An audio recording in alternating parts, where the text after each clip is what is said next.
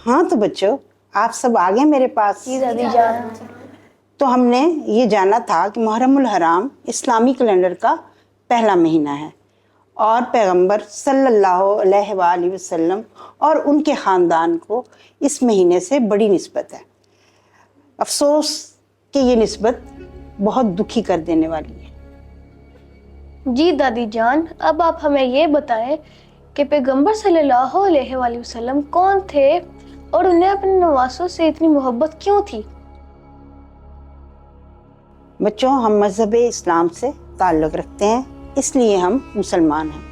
और मुसलमान वो है जो हज़रत मोहम्मद सल्लल्लाहु अलैहि वसल्लम को अल्लाह का आखिरी नबी मानते हुए अल्लाह ताला को अपना वाहिद रब माने। आप सल्लल्लाहु अलैहि वसल्लम ने 40 साल की उम्र में मक्का के लोगों से मुखातब होकर फरमाया कि मैं नबी हूँ, और यहीं से उनकी दुश्मनी का आगाज़ हुआ। हमारे नबी की पहली शादी हज़रत खदीजा सलामुल्लाह अलैहा से हुई और उनसे हमारे नबी सल्लल्लाहु अलैहि वसल्लम को हज़रत फ़ातिमा ज़हरा सलामुल्लाह अलैहा की सूरत में एक अजीम बेटी अता हुई।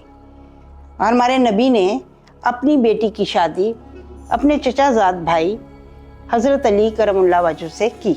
तो दादी अम्मा, क्या हमारे नबी का कोई बेटा नहीं था? बेटा, अल्लाह ने हमारे नबी को 3 बेटे अता किए, लेकिन वो बचपन में ही फौत हो गए थे। इसलिए हमारे नबी सल्लल्लाहु अलैहि वसल्लम अपनी बेटी फ़ातिमा से बेइंतहा मोहब्बत करते थे और अपनी बेटी की औलाद को अपनी औलाद कहते थे। ये जो हज़रत फ़ातिमा सलामुल्लाह अलैहा थी, इनके कितने बच्चे थे? हमारे नबी की बेटी को अल्लाह ताला ने 3 बेटे और 2 बेटियां अता की थी। बड़े बेटे का नाम हसन और छोटे बेटे का नाम हुसैन था, जबकि कासिम नाम का एक बेटा फौतशुदा पैदा हुआ था, इसलिए उनका जिक्र ज़्यादा नहीं किया जाता। बेटियों में ज़ैनब और उम्मे कुलसूम सलामुल्लाह अलैहा थीं। हसन और हुसैन को मिलाकर हसनैन भी कहा जाता है। नबी पाक सल्लल्लाहु अलैहि वसल्लम ने फरमाया, हसन और हुसैन जन्नत के 2 फूल हैं और मुझे बेहद अजीज़ हैं।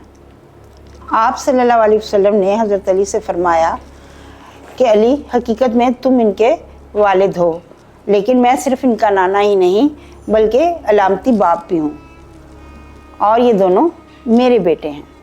तो जैसे आप बतौर नानी हमसे इतना प्यार करती हैं, क्या अल्लाह के नबी हज़रत मोहम्मद सल्लल्लाहु अलैहि वसल्लम भी अपने नवासों और नवासियों से इतना ही प्यार करते थे?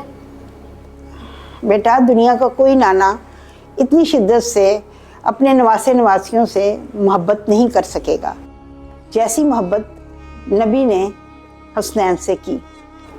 अफसोस तो इस बात का है कि इस्लाम के दुश्मनों ने नबी की दुश्मनी में उनके मासूम नवासों को भी नहीं बख्शा।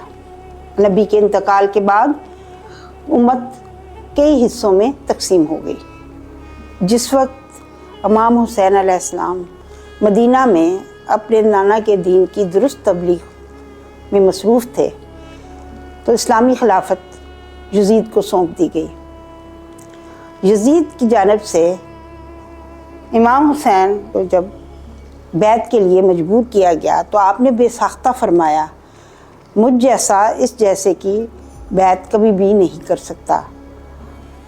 और यहीं से सानह करबला का आगाज़ हो गया। तो मेरे बच्चों, समझ लो कि जब हुसैन ने ना कहा, उसी दिन से करबला की मट्टी ने रोना शुरू कर दिया।